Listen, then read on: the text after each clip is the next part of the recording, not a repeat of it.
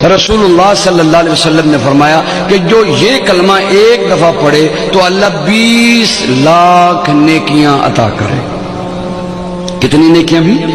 20 لاکھ نیکیاں۔ سبحان اللہ، یہ بہت بڑے تاجر کو بھی ایک دن کی کمائی 20 لاکھ تقریباً نہیں ہوتی ہوگی، تو وہ کوشش کے ساتھ پہنچ جائے تو پہنچ جائے۔